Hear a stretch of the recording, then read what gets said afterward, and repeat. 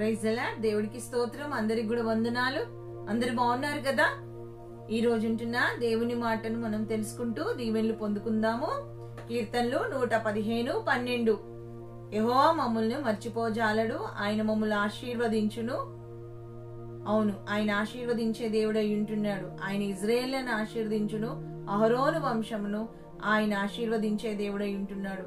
అవును, ఈ రోజు మరి దేవుడు అంటున్న మాట, ఆయన తప్పకుండా ఆశీర్వదించే దేవుడై ఉంటున్నాడు. ఎంత మాత్రం మరిచిపోజాలడు దేవుడుగా ఉంటున్నాడు. ఈ రోజుల్లో చూసినట్లయితే మరపు మరపు మరపు అవును, నిజమే. మర్చిపోయే వాటిని మర్చిపోలేకపోతున్నారు కానీ, మర్చిపోవాల్సిన వాటిని మర్చిపోవట్లేదు కానీ, మర్చిపోని వాటిని, మర్చిపోకూడని వాటిని మర్చిపోతున్నారు. చూడండి, చాలా మంది ఏం చేస్తారంటే, వాళ్ళని ఎవరైతే బాధ పెట్టారో, వాళ్ళని ఎవరైతే కష్టపెట్టారో వాళ్ళని అస్సలు మర్చిపోరు.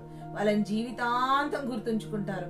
వాళ్ళు పలానప్పుడు పలానా ఇలా చేశారు, పలానప్పుడు పలానా బాధ పెట్టేశారు, పలానప్పుడు ఈ మాట అన్నారు, పలానప్పుడు ఇలా కొట్టేశారు, పలానప్పుడు ఇలా నిందించారు. ఆ డేట్ తో సహా, ఆ రోజుతో సహా, ఆ సిచ్యువేషన్ అంతా కూడా గుర్తుంచుకుంటారు. కానీ మర్చిపోయేది ఏమంటే ఎవరైతే మంచి చేశారో వాళ్ళని మర్చిపోతారు. చూడండి, అసలు మనం కావాల్సింది ఏమంటే, మనము మంచిని గుర్తుంచుకోవాలి, చెడును మర్చిపోయే వారిగా ఉండాలి. అవును, దేవుడు మరి అంటున్న మాట, ఎవరైనా మర్చిపోతారేమో, మర్చిపోరేమో అంటే, మనుషులు మర్చిపోయేవారిగా ఉంటారు, విడిచిపెట్టేవారిగా ఉంటారు, మారిపోయేవారిగా ఉంటారు.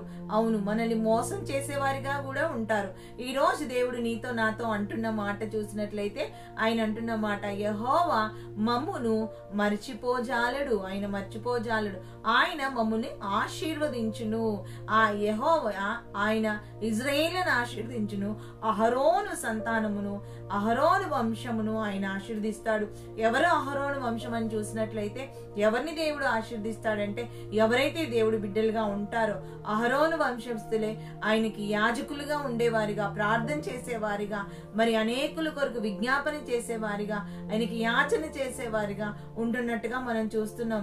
అవును, ఆయన ఇజ్రాయేలుని మర్చిపోజాలని వాడిగా ఉన్నాడు. మరి దీవించే దేవుడుగా, ఆశీర్వదించే దేవుడుగా ఉంటున్నాడు. అయితే మరి ఈ రోజున మరి మనము నూతన ఇజ్రాయేలుగా మనమే ఉన్నాము గనక, మీరే, మీ కుటుంబమే ఆశీర్దించబడాలి. అవును, మర్చిపోవడం ఎంత బాధో.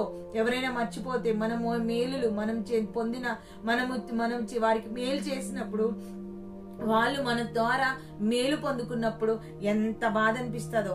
మీరు ఒక విషయం గుర్తు చేసుకుంటే, మనం ఒక విషయం గుర్తు చేసుకుంటే ఎలా అనిపిస్తుంది అంటే, మనం మంచి చేశాం కాబట్టి మనకి ఎప్పటికీ గుర్తుంటారు.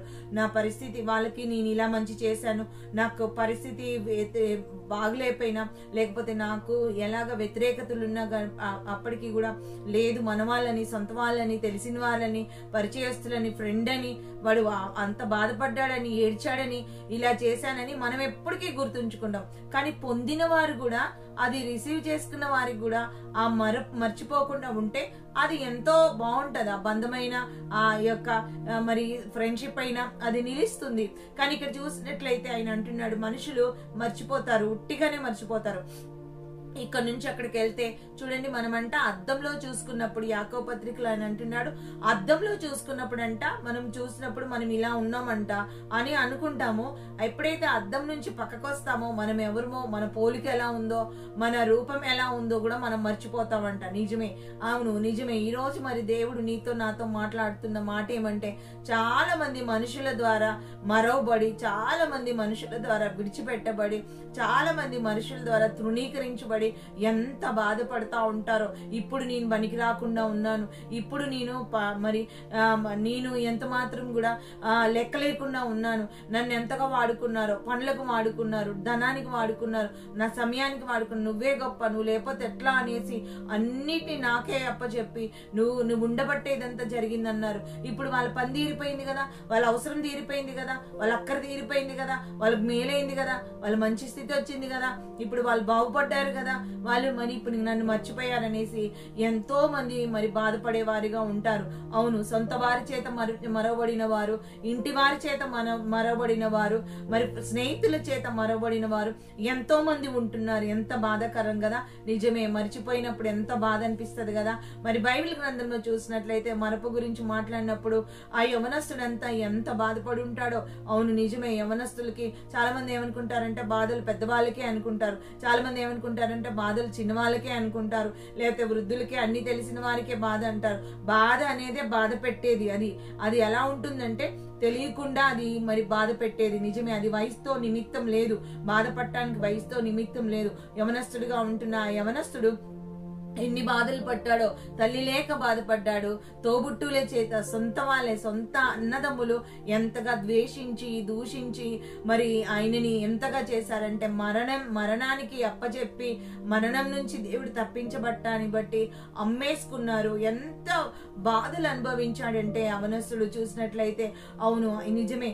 ఒక్కొక్కసారి యవనస్తులు ఎదుర్కొనే నాకే ఎందుకు ఇలా బాధలు, నాకే ఎందుకు వస్తాయి కష్టాలు, నాకే ఎందుకు వస్తాయి ఈ బాధలు అనేసి చాలా మంది అనుకుంటా ఉంటారు. కానీ అది మిమ్మల్నే దేవుడు అత్యధికంగా దీవించడానికి. నేను ఎన్ని ఎగ్జామ్స్ రాసినా నేను పాస్ కావట్లేదు, ఎన్ని ప్రయత్నాలు చేసినా నాకు ఉద్యోగం రావట్లేదు, అవును, ఎంత ట్రీట్మెంట్ తీసుకున్నా నాకు బాగు కావట్లేదు, ఎంత డాక్టర్స్ ఎమ్మటి తిరిగినా నాకు గర్భఫలం లేదు అని చాలా మంది బాధపడిపోతా ఉంటారు. సరే, ఈ రోజు చూసినట్లయితే ఈ యవనస్తుడి జీవితంలో ఎంత భయంకరమైన స్థితిలో అతడు ఏమంటారు కదా, పెనం మీద కాలేది కాస్త ఇంకా పొయ్యిలో పడ్డట్టు ఇంకా ఏమైపోయిందంటే అతని పరిస్థితి అంత దారుణంగా మారిపోయింది. నిజమే, కొన్ని సిచ్యువేషన్ చూస్తే నిజమే, అవి ఉన్నదే బాధలంటే మూలిగే నక్క మీద తాటికాయ పడ్డట్టు ఎంత బాధ అనిపిస్తా ఉంటుందో. నిజమే.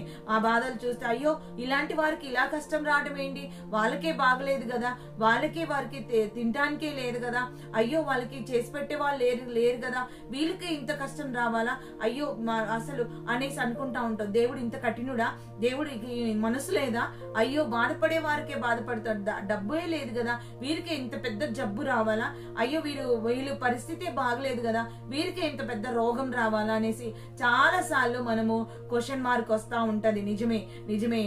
మనకు వచ్చేవి, మనకు జరిగేవి మనకు సంబంధం లేకుండా వస్తా ఉంటాయి. నిజమే, ఈ రోజు చూసినట్లయితే మనకు వచ్చే ప్రతి పరిస్థితి కూడా, మనకు వచ్చే ప్రతిదీ కూడా ఒంటరితనం చూడండి.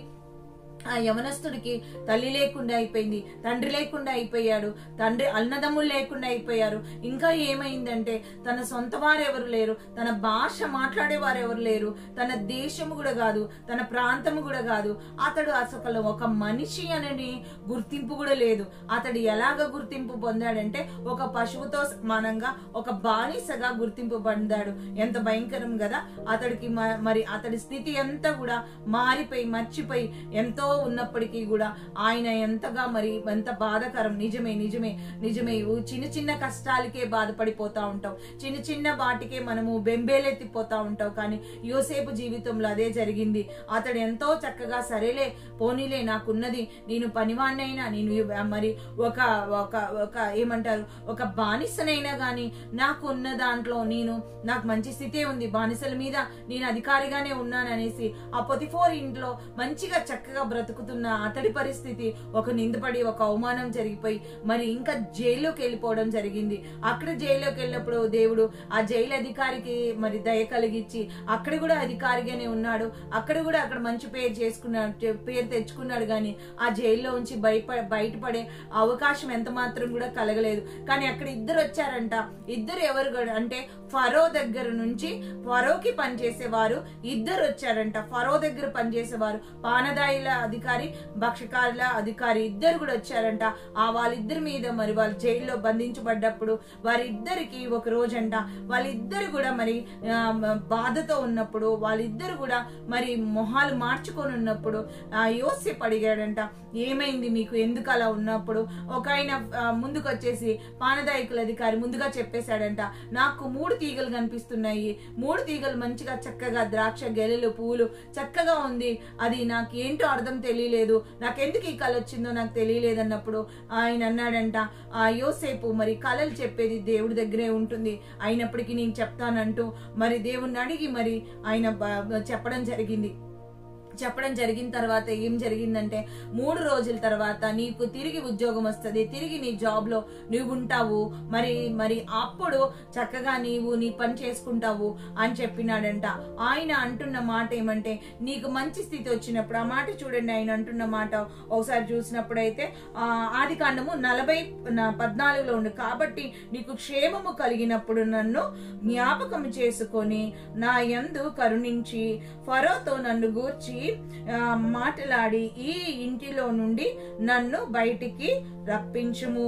ఎంత మంచిగా రిక్వెస్ట్ చేసి, నీకు మంచి జరుగుతున్నప్పుడు నన్ను కూడా జ్ఞాపకం చేసుకొని నాకు కూడా మంచి చేయవా, నీ క్షేమం కలిగినప్పుడు నన్ను కూడా జ్ఞాపకం చేసుకొని నువ్వు నా క్షేమాన్ని కూడా కోరుకోవా, నువ్వు బయటకు వచ్చినప్పుడు నన్ను కూడా బయటికి తీసుకురావా, నువ్వు మంచి స్థితిలో ఉన్నప్పుడు నాకు కూడా విడుదలైవా, ఈ జైల్లో నేను ఉండలేకపోతున్నాను అనేసి అతడు ఎంతో రిక్వెస్ట్ గా మంచి చేసి మేలు చేసి అడిగాడు.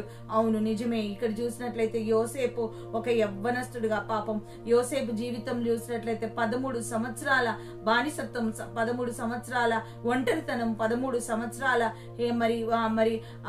మరి అతడు ఎంతో హింసించబడ్డట్టు, లేకపోతే బాధించబడ్డట్టుగా, అతడు మరి పరీక్షించబడ్డట్టుగా అతడు మరి చూస్తున్నాం. నిజమే.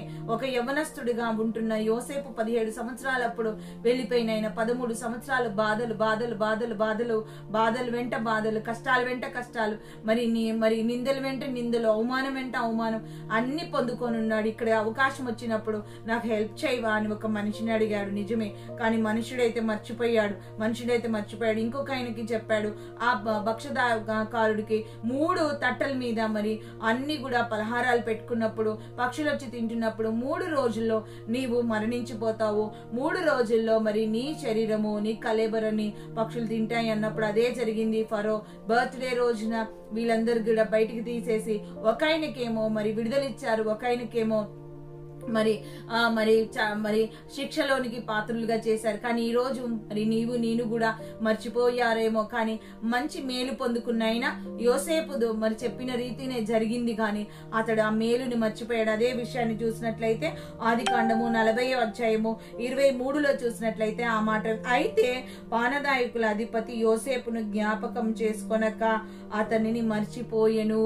జ్ఞాపకం చేసుకోకుండా అతన్ని మర్చిపోయాడంట. అవును నిజమే. ఒకవేళ మనుషులు మర్చిపోయినప్పటికీ, ఒకవేళ అతడు చాలాసార్లు మనం ఏమనుకుంటామంటే వారు మర్చిపోయారు అనుకుంటాం, కానీ లేదు, వాళ్ళు మర్చిపోయేటట్టు దేవుడే చేశాడు, వాళ్ళు మర్చిపోయేటట్టు దేవుడే అనుమతించాడు, వాళ్ళు మర్చిపోయేటట్లు దేవుడే, అది మరి దేవుడే ప్రణాళిక, దేవుని ప్రణాళిక. నీవు మనుషుల వైపు కాదు దేవుడు చూడాలి. అవును, దేవుడు జ్ఞాపకం చేసుకోవాలి. మనుషులు జ్ఞాపకం చేసుకుంటే, ఒకవేళ యోసేపు అప్పటికే బయటకు వచ్చి ఏదో పని చేసుకునేవాడు, ఎక్కడే ఉండేవాడు, ఎవరికి కూడా తెలియకుండా ఉండిపోయేవాడు. కానీ ఆయన అక్కడే ఉండడాన్ని బట్టి, ఆయన మరి ఫరో కూడా కలరాబట్టి, అప్పుడు దీనికి సమస్య ఎవరు అన్నప్పుడు అక్కడ పానదాయకుల అధికారి అప్పుడు సలహా ఇవ్వడాన్ని బట్టి, అతడు ఎక్కడున్నాడో వెంటనే తెలవడానికి, వెంటనే బయటికి తీసుకురావడానికి, వెంటనే కళ గురించి అడగడానికి, వెంటనే కళ గురించి చెప్పడానికి. అవును, ఒకవేళ దేవునికి రావాల్సిన మహిమ, దేవుడికి రావాల్సిన ఘనత ఆ మనుషుడి కాకుండా మరి దేవుడికే చెందేటట్టు దేవుడు చేస్తాడు. అవును నిజమే. మనం మనుషుల వైపు చూస్తాం, కానీ మనుషులకు ఘనత ఇచ్చే దేవుడు కాదు. మనుషులు ఎప్పటికైనా మారిపోతారు. మనుషులు చేస్తే కొంచెమే చేస్తారు, కానీ దేవుడు చేస్తే పరిపూర్ణంగా ఉంటుంది, అది సంపూర్ణంగా ఉంటుంది. కనుక ఆయన ఇచ్చే దాని వైపు మనము ఆధారపడాలి. ఆయన ఇచ్చే దాని మీద మనము మరి మనమందరం కూడా మరి ఆలోచించాలి. ఒకవేళ అతడే గినక,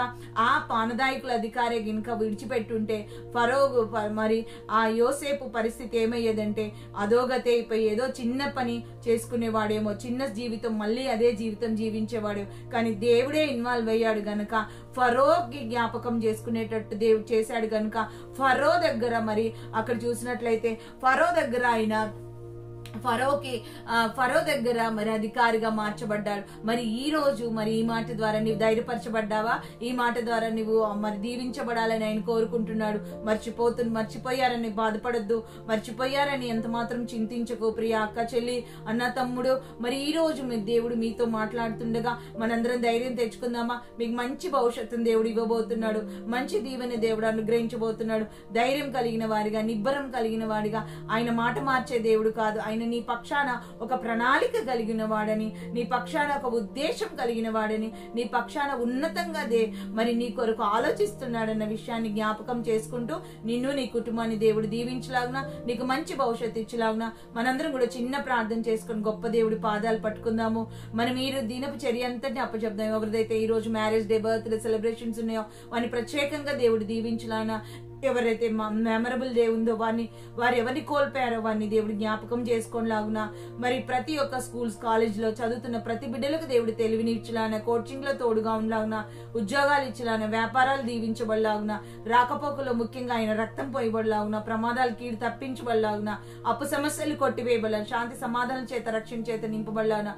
మనం ఏదైతే ప్రార్థన చేస్తున్నామో ప్రతి ప్రార్థన కూడా ఆయన మన పక్షాన్ని నిలబడి నెరవేర్చలాగునా, మనందరూ కూడా ముందుకు వస్తూ మన దేశాన్ని, రాష్ట్రం, జిల్లాని, ప్రాంతాన్ని కూడా దేవుడు దీవించలాగునా, మరి దేవుడే మహిమకరమైన కార్యాలు జరిగించలాగునా, ఆత్మీయులుగా దినదినం మరచలాగునా మనందరం కూడా ముందుకు వస్తూ చిన్న ప్రార్థన చేసుకొని గొప్ప దేవుడి పాదాలు పట్టుకుంటూ ఈ దినచర్య అంతటిని మనము దేవునికి అప్పచెప్దాము. అటు కృప దేవుడు అనుగ్రహించలాగునా ప్రార్థన చేసుకుందాం. స్తోత్రాలయ్యా, గొప్ప దేవా నీకు వందనాలు, స్తోత్రాలు ప్రవ్వా. అయ్యా, ఇంతవరకు నీ మాటలు విన్న ప్రతి ఒక్కరూ నాయన ప్రత్యేకంగా దీవించబడాలి. ఎవరైతే సబ్స్క్రైబ్ చేశారో అయ్యా, లైక్ చేస్తున్నారు, షేర్ చేస్తున్నారు, వారిని ప్రత్యేకంగా ఇంకా అత్యధికంగా దీవించండి ప్రభా. నీ మాటలు అనేకులకు వినిపిస్తుండగా వారు దీవించబడాలి. మరవబడిన ప్రతి ఒక్కరు కూడా ప్రభా, ఇదిగో ఆ మరవబడిన వ్యక్తి నేనే, ఆ బాధపడుతున్న వ్యక్తిని నేనే, నాయన ఆ ఒంటరితనాన్ని అనుభవించిన వ్యక్తి నేనే, ఆ తృణీకరించబడిన వ్యక్తి నేనే అని ఎవరైతే నాయన కన్నీళ్లతో నీ పాదాలు పట్టుకుంటున్నారో ప్రభా, వారికి ఉన్నతమైన స్థితిని ఇవ్వబోతున్నావయ్యా.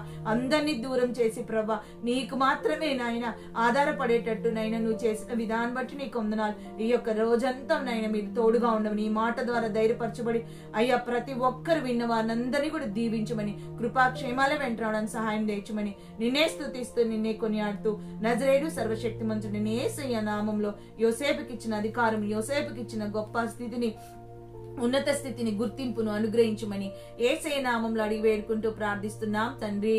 ఆమేన్, ఆమేన్, ఆమేన్, ఆమేన్. అందరికీ కూడా వందనాలు.